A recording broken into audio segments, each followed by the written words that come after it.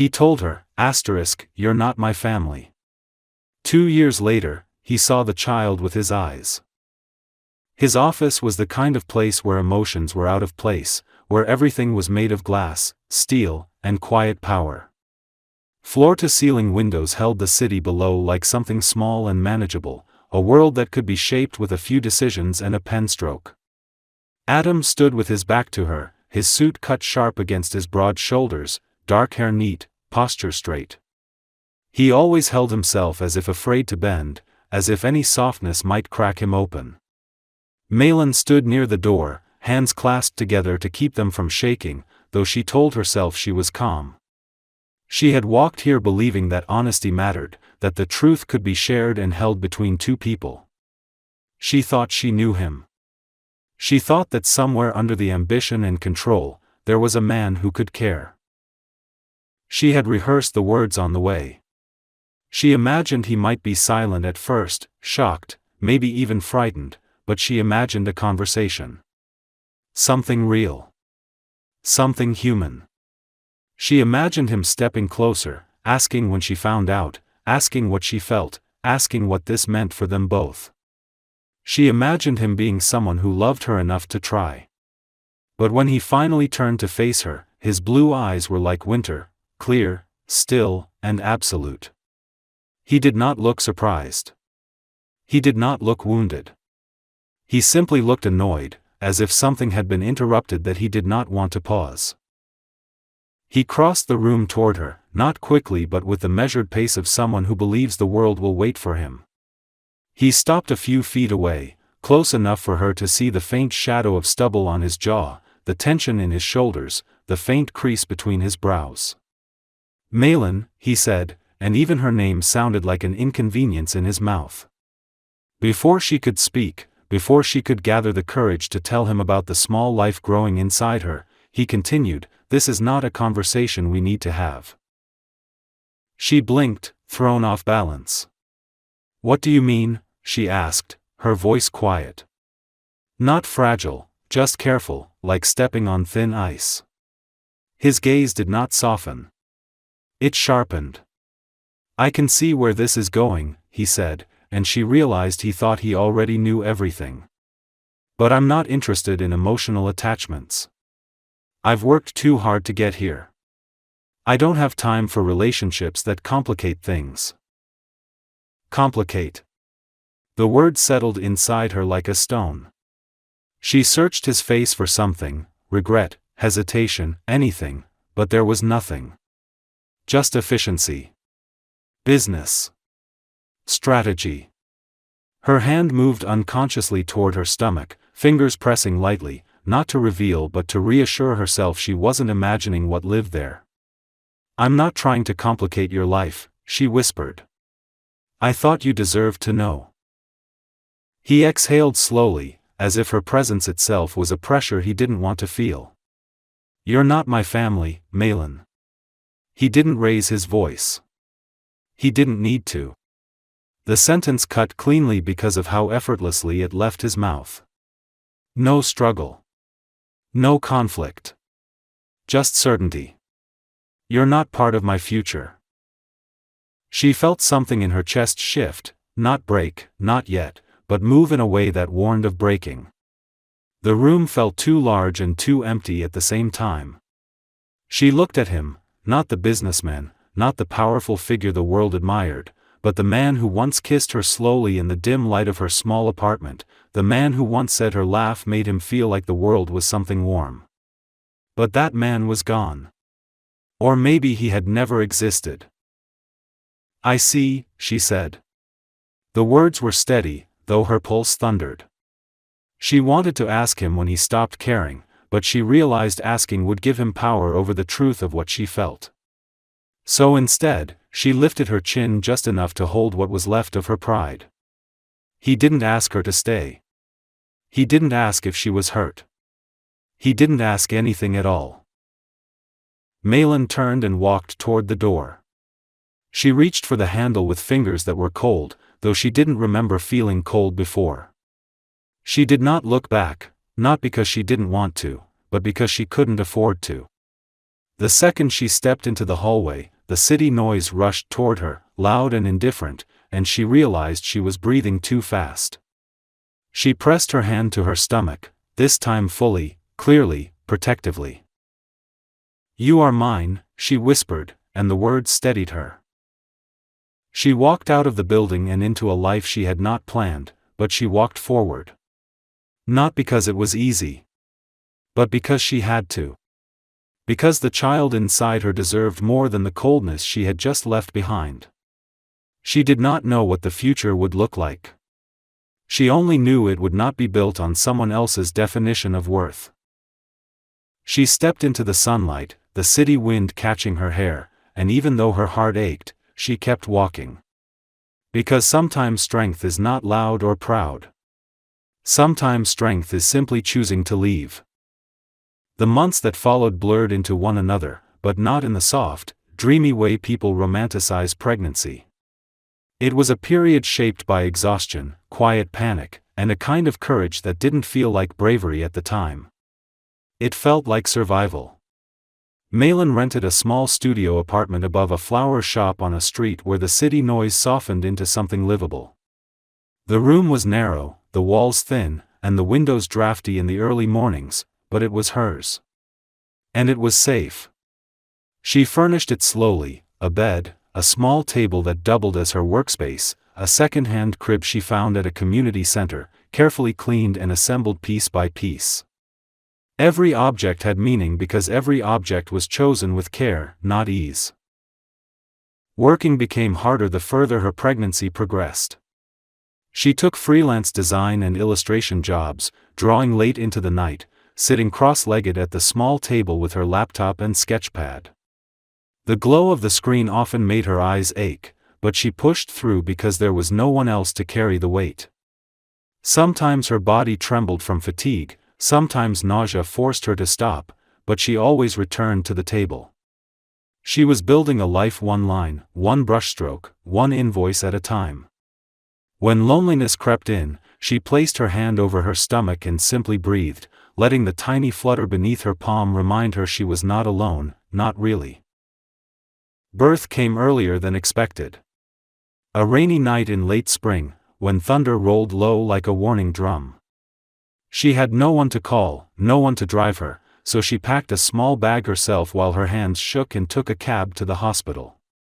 The ride felt endless and too fast at the same time. Her breathing was shallow, but her mind was sharp in a way that only fear can create. She would not fail this child. The labor was long. Longer than anyone prepared her for. She gripped the sides of the bed, teeth clenched, tears streaming silently down her face, not from pain alone, but from the weight of everything that had brought her here. The nurses spoke softly, their hands sure, their instructions gentle.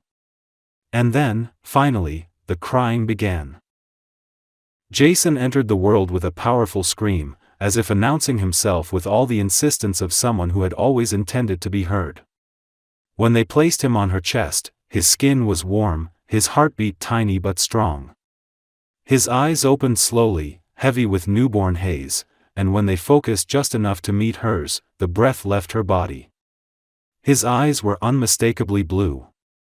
A piercing, clear, luminous blue that did not belong to her. For one suspended moment, the image of Adam standing in his office, untouched, unmoved, flashed through her mind.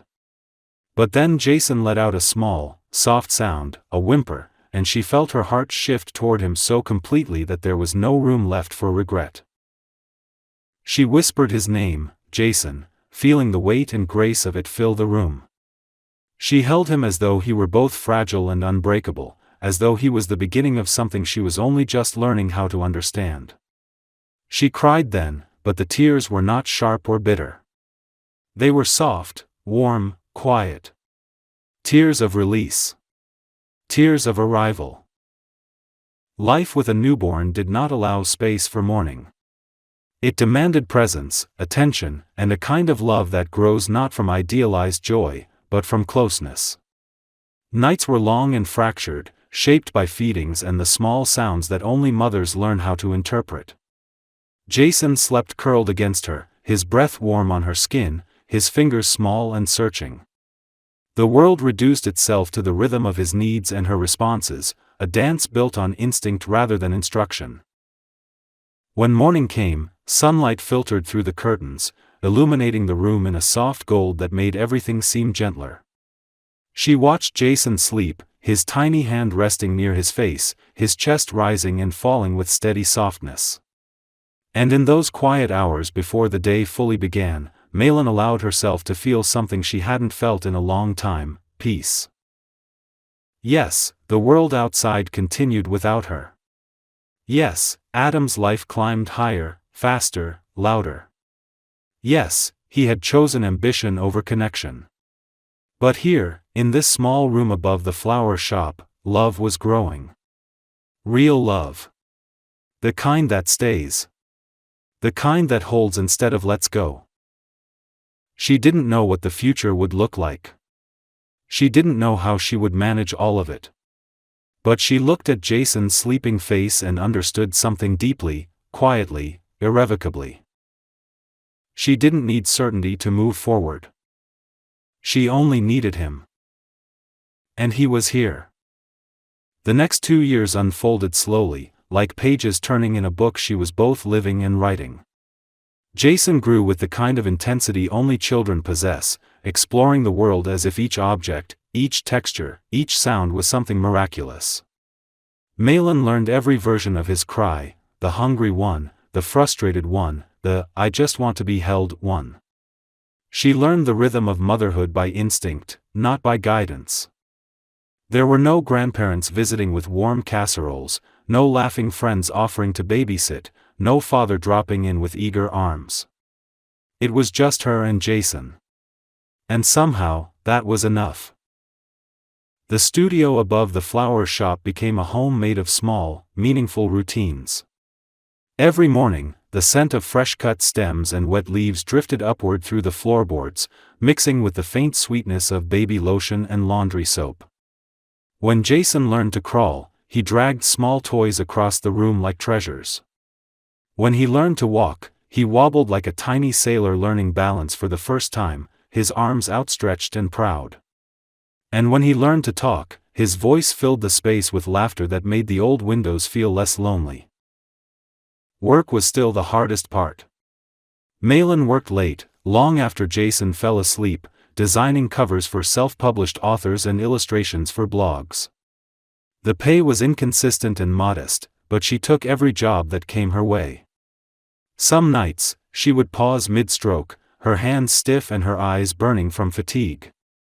But then Jason would shift in his sleep, or sigh, or murmur a dream sound, and that small, instinctive reminder would give her strength to continue.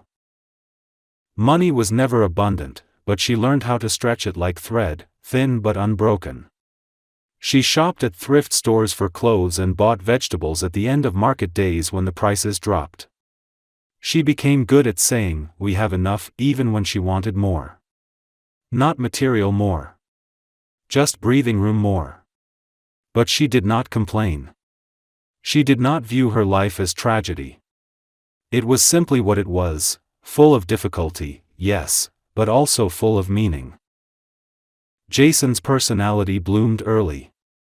He was curious, bold, and quick to smile, with a habit of staring deeply into faces, as if trying to understand the thoughts behind them. His blue eyes attracted attention everywhere they went. Strangers often commented on how striking they were. Malin always thanked them politely, but inside a quiet ache twisted. Not because she regretted Jason or wished him different, never. But because his eyes were a reminder. A memory she had chosen not to revisit. She did not speak of Adam. She did not say his name. She did not follow the news, though it was impossible not to see him sometimes, his face on a billboard, his company mentioned in a headline, his name spoken by strangers at coffee shops. He grew more successful with every passing month.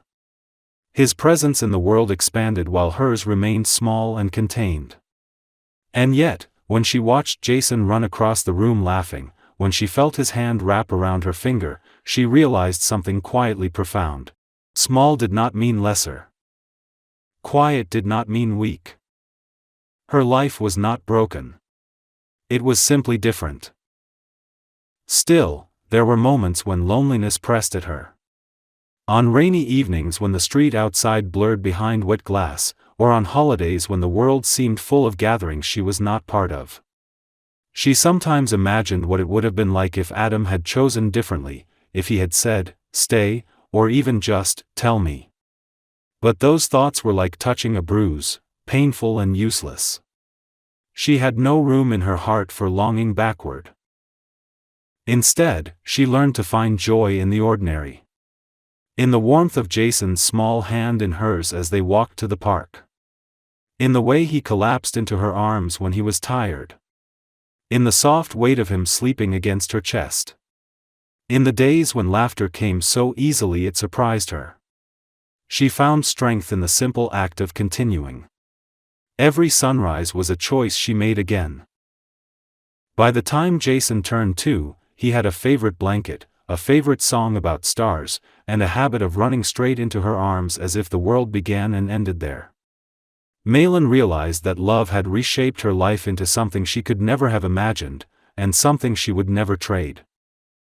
She did not know that everything was about to change. She did not know she was about to see the man who had once turned his back on her. She did not know that the life she had built so carefully was about to tremble, not because it was weak, but because something long buried was about to surface. And the world she thought was closed would open again, slowly, painfully, undeniably. It happened on a day that began with ordinary simplicity, sunlight on the window glass, Jason laughing at pigeons, the smell of warm bread from the bakery on the corner. Malin had not planned anything special. She just needed to get out of the apartment for a few hours, to let Jason run and feel fresh air. They ended up at a restaurant with an outdoor terrace, one she liked because it had soft music and a view of the river. She sat with Jason in a high chair beside her, feeding him pieces of fruit while he babbled in half-formed words, pointing at boats and strangers and the wide, moving summer sky. It was a peaceful moment, the kind that felt gentle enough to breathe in fully. She did not see him at first. There was no cinematic shift in the lighting, no sudden hush in the air. Just the soft hum of conversation, the silver glint of forks, and Jason tapping the table rhythmically with his palms. Then Jason stopped. It happened so quietly that Malin didn't notice right away. His hands stilled. His wide blue eyes fixed on something behind her, unblinking. His tiny lips parted, not in surprise or fear, but in pure recognition that made no logical sense. Only then did Malin turn. Adam stood a few tables away, just stepping out of the doorway. He was dressed in a dark suit, elegant, fitted, unmistakably expensive, but something about him was different from the man she remembered. His posture was the same, still straight, still composed, but his expression was not sealed in ice. His hair was slightly tousled, as if he'd been outside in the wind, and his eyes searched the terrace slowly, almost cautiously, as though he was looking for something he didn't expect to find. And then his gaze fell on her. For a heartbeat, the world sharpened around the edges. He froze, not dramatically, not with shock that demanded attention, but with the quiet, stunned stillness of someone whose reality has just shifted without warning.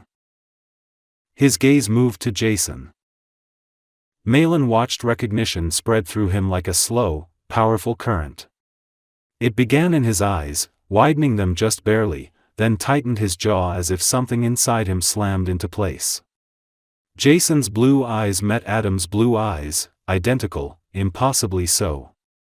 And even though Jason had never seen this man, he reached his small hands forward as if drawn by gravity. Adam crossed the space between them almost without meaning to, his steps silent, his breath uneven. He stopped at their table, standing close enough that Malin could feel the warmth of his presence, smell the faint trace of his cologne, something clean and cool like rain on glass. She did not speak. She did not move. She simply looked at him. Adam's eyes flicked to her face, searching for anger, or accusation, or explanation, something to anchor himself.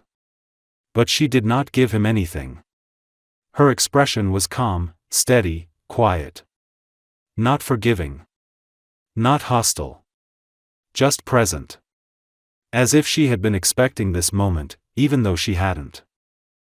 His voice, when it came, was low and rough. "Malin." She nodded once in acknowledgement. He looked back at Jason, who was now leaning toward him with open curiosity. Adam's hand trembled slightly as he reached out, not to touch, but to steady himself on the back of the chair. The tremor was small, but Malin saw it. The man who once dismissed her with practiced calm was now struggling to breathe. His voice broke slightly as he asked, "Is he?" She didn't need him to finish the sentence. She didn't need him to explain what he already knew. "Yes," she said, her voice soft but firm. "He is your son." The truth landed like a stone thrown into deep water, silent at first, then rippling outward in waves that would touch everything. Adam exhaled, but the breath sounded like something unraveling. Not regret, not rage, something more raw, more human. A crack in the armor he had built around his life. He sank slowly into the chair across from them, as if his body could no longer hold itself upright. His eyes never left Jason's face. He looked at the child the way a man looks at a door he had once closed and suddenly realizes it led home. Jason reached out once more, and this time Adam gently extended his hand toward him. Tiny fingers curled around his own. Jason smiled, a bright, effortless, open smile. Adam's expression broke. Not shattered. Broke open. And in that moment, Malin understood something she had never prepared for. He had not been ready then. And she had not needed him. But now, whether she wanted it or not, the story was no longer just hers. The past had returned, not to claim her, but to reckon with what it left behind. And the world she had built so carefully began to shift. Quietly. Indelibly. He came back the next day. Not with flowers or apologies or anything dramatic, but with the uncertain, careful steps of a man approaching something he was afraid to break simply by touching it. Malin had expected him to disappear again, swallowed by the world he lived in, the world of deals, conferences, and headlines. But instead, he showed up outside the small building where she lived, standing near the flower shop entrance with his hands in his pockets, as if grounding himself in the scent of fresh lilies and damp stems. He looked out of place there, too polished, too expensive, too controlled, but also strangely human. She spotted him from the window upstairs. And she didn't rush. She finished fastening Jason's shoes, smoothing his curls with gentle fingers. Only then did she carry him down. When she stepped outside, Adam's eyes moved immediately to Jason. There was no hesitation, no confusion, just a quiet, aching awareness. Jason babbled something cheerful, pointing to a row of yellow tulips as if announcing a discovery. Adam smiled, small but real. It startled her. She had forgotten he used to smile like that, without calculation. The awkwardness between them was not sharp, it was soft, heavy, filled with things unsaid. They walked to the park together, not because they planned to, but because Jason tugged Malin's hand in that direction and Adam simply followed. The three of them sitting on a park bench would have looked ordinary to any stranger passing by. A family enjoying a morning. A father watching his son climb and fall and climb again. But for Malin, there was nothing ordinary about it. She sat beside him while Jason stacked small stones with fierce concentration. The silence between her and Adam was thick but not empty. She could feel him gathering words the way one gathers courage. Finally, he spoke. "I didn't know how to feel when I saw him yesterday," he said quietly. "I thought I would feel shock, or anger, or something, defensive. But I didn't. His voice faltered, and he exhaled slowly. I just felt like everything I've done, every choice I made, led me to miss him. She didn't respond. Not because she wanted him to suffer. But because she needed to hear the truth, not the polished version, not the business-like dismissal of emotion. The real truth. Adam looked down at his hands. They were steady now. Back then, I was afraid. Afraid of being tied to someone. Afraid of losing control of my life. My father. He stopped, jaw tightening. He treated family like a burden. Like something that takes from you until there's nothing left. I didn't want to repeat his life. So I cut everything out that felt like attachment. Malin absorbed his words carefully. They did not excuse him. But they explained him. She spoke quietly, without accusation. You didn't give me the chance to tell you. You decided for both of us. He nodded. I know. And I was wrong. I was blind. He looked at Jason again, and Malin saw something falter inside him. Something long held. I thought control kept me safe. But all it did was leave me alone. Jason, unaware of the weight around him, climbed onto Adam's knee and settled there as if it were the most natural place in the world. Adam went still. His hands hovered, unsure, before he finally placed one gently on Jason's back. The movement was slow, reverent, as though he feared the child might vanish if he blinked too hard. Malin watched the scene with a tightness in her chest she could not name. Pain, yes. But also something dangerously close to warmth. She had never wanted Jason to grow up fatherless. She had simply chosen not to drag him into something cold. Adam swallowed hard. I can't ask you to forgive me, he said, his voice rough. I can't ask you to trust me. I don't deserve either. But I want to know him. I want to be here. Whatever that means. However long it takes. His words did not rush. They did not plead. They simply existed. Honest. Unpolished. Malin felt something shift, not a door opening, not a wound closing, but a breath releasing after being held too long. She looked at him steadily. Jason deserves to know who you are. Not the version the world sees. The real one. If you can give him that, we'll see what comes next. Adam nodded, and for the first time she saw his composure crack, not from pride, but from quiet relief. The moment was not a reconciliation. Not forgiveness. Not love reclaiming its place. It was a beginning. A fragile, uncertain, necessary beginning. And beginnings are powerful things, even when they tremble. The weeks that followed unfolded slowly, like someone turning the pages of a book with deliberate care. Adam did not try to take up space all at once. He didn't show up bearing grand gifts or promises meant to erase what had been done. Instead, he arrived in small ways, quiet ways, the kinds of gestures that cannot be faked because they require presence rather than performance.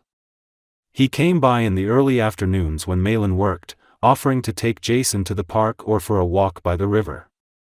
He sat on the floor beside him, building wooden towers and letting Jason knock them down again and again. He was clumsy at first, unsure of how to hold a toddler's attention, how to soothe frustration, how to balance authority with gentleness. But Jason didn't seem to care. Children don't need perfection. They need presence. And Adam was learning how to stay. Sometimes Malin would watch them from the doorway. Adam would be focused so intently on Jason that he didn't notice her standing there. His expression was different now, open in a way she had never seen before. The sharpness that once defined him had softened around the edges. There was vulnerability there, real vulnerability, not the polished version people use when they want sympathy. It was the vulnerability of someone who understands he has something to lose now. They began to find a rhythm. Not a family rhythm, not yet, but the beginnings of one. Jason would run to show Adam his drawings, messy scribbles of blue and green that made sense only through the brightness of his excitement. Adam would kneel, listening as though Jason's indistinct words held entire worlds inside them. There was something almost reverent in the way he listened. As if he were learning a language he had never known existed. But healing is not soft and steady. It is uneven, unpredictable, shaped by old scars and sudden memory. One evening, Malin was cleaning up toys while Jason slept on the couch, his small body sprawled across a blanket. Adam was helping, placing blocks into a basket with slow, thoughtful movements.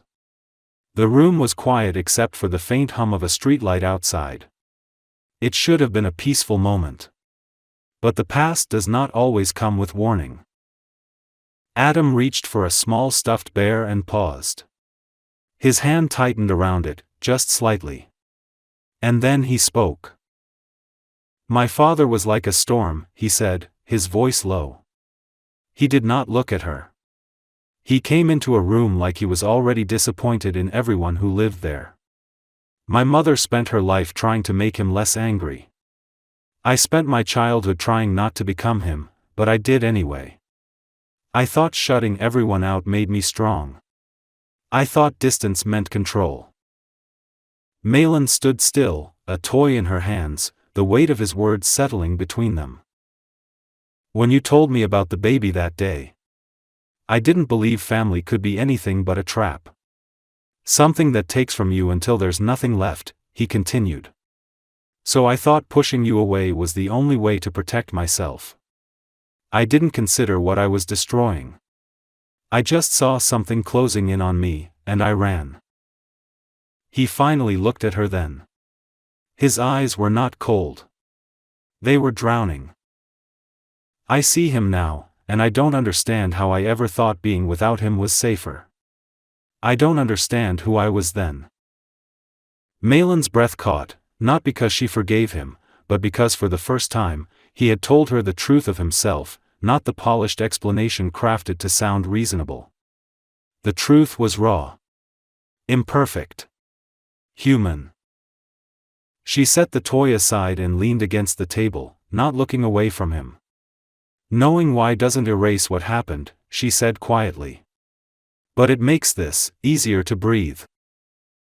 He nodded as if her words were something he needed to hold on to. There were still nights when the past pressed too closely. Nights when the memory of being left tightened around Malin's ribs. Nights when Adam lay awake in his apartment, listening to the silence and realizing how loud loneliness could be. But they did not turn away from the difficulty. They did not run. They showed up. One small moment at a time. There was a morning when Jason fell in the park and scraped his knee. His face crumpled, tears streaming in quick, panicked sobs. Malin reached for him, instinctively, ready to soothe him. But Jason reached for Adam instead. His small hands clung to Adam's shirt, his face buried in the hollow of his shoulder. And Adam held him, not awkwardly, not hesitantly, but with steady hands and a soft voice murmuring reassurance. Malin watched them, her heart tightening and loosening all at once. This was what she had done alone for so long. And now she didn't have to. The realization did not feel like surrender. It felt like relief. And slowly, carefully, almost unintentionally, trust began to return. There was a point in late autumn when the season seemed to echo the changes happening inside their lives. The leaves outside the flower shop turned deep amber and faded gold, drifting down to the sidewalks in slow spirals. The air grew cool enough that Jason needed a small knitted hat that kept slipping over his eyes. He would push it up with clumsy fingers, laughing every time it fell again. Every day felt quieter, softer, but not empty. Their world was shifting in a way that was almost too gradual to notice unless you looked closely. Adam no longer felt like a visitor. Not because he was always present, but because he understood the space he was entering. He never acted as if he had earned a place simply by wanting one. He helped with groceries. He carried bags up the stairs. He learned that dinner in a small kitchen meant moving with gentle awareness instead of taking up space. He listened, truly listened, when Malin spoke. And he laughed sometimes, a low, warm sound she had almost forgotten existed. But healing is never just forward motion. It has places where the air bends, where the past surfaces unexpectedly. One afternoon, they were in the park. Jason was chasing a flock of pigeons with determined focus, his small boots kicking up leaves. Malin and Adam sat on the worn wooden bench nearby. The sky was an overcast gray, heavy with the possibility of rain, the kind of sky that makes the world feel quieter. A mother walked by with her husband and 2 children. Their laughter was bright, unburdened, the kind that fills a space without hesitation. Malin's gaze lingered, just a second too long. Adam noticed. He always noticed now. "You're thinking something," he said gently. She did not deny it. "Sometimes I wonder what we would have looked like if things had been different," she said. Not bitter. Not wistful. Just honest. Adam's hands were clasped loosely between his knees. He looked at the leaves on the ground before looking at her. "I wonder that too," he admitted. "More often than I'd like to admit. But we can't rebuild from a past that didn't happen. We can only build from now. If you want to." Her chest tightened. Not painfully, just full. She didn't respond right away. Instead, she watched Jason, who had now abandoned the pigeons and was gathering the prettiest leaves he could find, holding them up to the sky as if the sun might change their colors. She remembered the hospital room. The loneliness. The silence. The weight of carrying their child alone. Those memories didn't disappear simply because he was here now. They lived in her muscle memory, in the shape of her spine, in the way she guarded her heart. But she also remembered his trembling hands when he held Jason the first time. She remembered the way his voice broke when he said he had missed everything. She remembered the way he listened at night when the past felt too close to her skin. He had changed, not for her, but because life finally demanded he look at himself. And she had changed too, not harder, not colder, but stronger. Jason ran back to them, leaves overflowing from his hands, and spilled them into her lap with triumphant pride. She gathered him into her arms, his laughter pressing warm into her neck. Adam brushed a leaf from Jason's hair with slow, careful fingers. Malin looked at Adam, and there was no fear in her eyes this time. Only clarity. "I don't know how to start again," she said. "Not the way we once were. That's gone. But I think we might be able to start something new. Something different. Something honest." Adam's breath left him like something released. His voice was quiet when he spoke. "I don't want what we had before. I want this. You. Jason. Exactly as we are now. Changing, learning. No illusions. No distance." The wind moved through the trees overhead, scattering a wave of golden leaves around them. Jason clapped, delighted by the sudden burst of color, and the moment felt strangely sacred. This wasn't a declaration of love the way stories usually frame it. It wasn't a dramatic vow or grand emotional speech. It was something much harder. It was permission. Permission to try. Permission to rebuild. Permission to stay. That evening, back in the apartment, Jason fell asleep curled between them on the couch after insisting on "one more story" 3 times. The lamp cast a warm halo over the room, softening every sharp edge.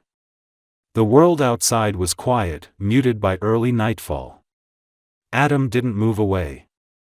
Neither did Malin. They sat shoulder to shoulder, and the silence between them felt real, alive, full of shared breath and unspoken understanding. Malin rested her head lightly against his shoulder. This time, he didn't freeze. He didn't tense. He simply let himself lean back into her. Not as someone taking, but as someone finally learning how to belong. It was not a promise. It was not an ending. It was a beginning that felt steady and real. And beginnings, when they come this softly, tend to last. Winter arrived quietly, without the dramatic storms of the past or the biting winds that once made the city feel sharp. Instead, the first snow came as a fine, gentle dusting, coating rooftops and sidewalks in a pale shimmer. The world outside seemed softer, as if wrapped in cotton. Inside the apartment, warmth gathered in small ways, Jason's laughter echoing against the walls, the kettle whistling on the stove, the steady presence of Adam and Malin moving around each other with a familiarity that felt both new and inevitable. It had been months since the day at the cafe. Months of cautious closeness, of slow healing, of learning each other without pretending the past did not exist. They hadn't declared anything official, hadn't labeled what they were becoming. They didn't need to. It was visible in the way their lives had begun to overlap naturally. The toothbrush Adam kept beside hers. The small drawer of Jason's clothes in his apartment for the nights the boy fell asleep in his arms. The quiet mornings at the kitchen table where they drank coffee while Jason drew in a notebook. The pauses between their words that no longer held distance, only thoughtfulness. One day, near the end of winter, Malin received an eviction notice. The building was being sold to new developers, the flower shop downstairs would close, the tenants had 60 days to leave. The news settled over her like cold water. This room had been so much more than a home. It had been the place she rebuilt herself, piece by piece, night by night. The thought of leaving it cut deep. She told Adam that evening. She expected concern, sympathy, maybe a practical suggestion. She did not expect what he said. "I've been looking for a house," he said, not rushed, not dramatic. "A real one. Not for me. For us.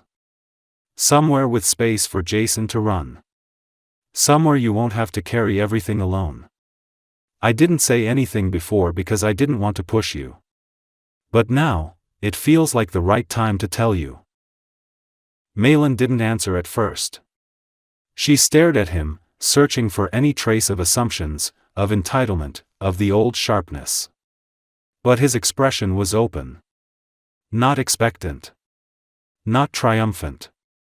Simply patient. "So you're not asking me to move into your world," she said quietly. "No," he replied. "I'm asking to build a new one with you." There was a long silence, but it wasn't heavy. It was the kind of silence that holds breath and possibility. They spent several weekends visiting the house together. It stood near the edge of a quiet neighborhood where children rode bicycles on sidewalks and old trees arched their branches like protectors. The house wasn't grand or showy, it sat steady and warm under a sloping roof, its porch wide enough for sitting in the evenings. The living room had tall windows that caught the light in a way that made everything look gentler. The kitchen was small but open. And at the back, a yard stretched out under the sky, with room enough for gardens, laughter, and growing feet. Jason ran across the grass the first time they visited, stumbling and laughing, his breath forming little clouds in the cold air. He lifted a stick like a sword, announced the yard was a castle place, and Malin felt her chest tighten, not with fear, but with fullness. When they signed the lease, it was not with ceremony. No speeches. No promises carved into poetry. Just the simple act of choosing the same future, in the same moment, together. The move was messy. Boxes everywhere. Jason putting toys inside kitchen drawers for reasons only toddlers understand. Snow tracked in on boots. Laughter louder than frustration. Not perfect. Real. On the first night in the house, they didn't have furniture set up yet. They sat on the living room floor, eating takeout from paper containers. Jason fell asleep with his head on Adam's thigh, his small hand wrapped around a corner of his blanket. The room was dim except for the warm glow from a single floor lamp.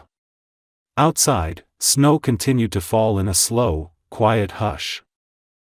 Malin leaned against Adam, her shoulder resting against his. She didn't think. She didn't plan. She simply let herself rest. He rested his cheek lightly against her hair.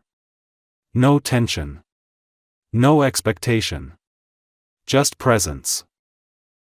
"Do you ever wonder," Adam said softly, "if things happened exactly the way they needed to, even the painful parts, to bring us here?" Malin closed her eyes. "Maybe," she whispered. "Maybe we had to break once to learn how to hold each other without fear." He breathed out, not a sigh, more like a release. They didn't need to say "I love you." Not yet. Not because the words weren't true, but because the truth was already living in the room with them, in the warmth of shared silence, in the ease of leaning, in the sleeping child who connected them more deeply than any sentence could. Outside, snow settled softly against the windows. Inside, they were finally home. Not because the past was gone, but because the future had arrived, quiet, steady, and theirs.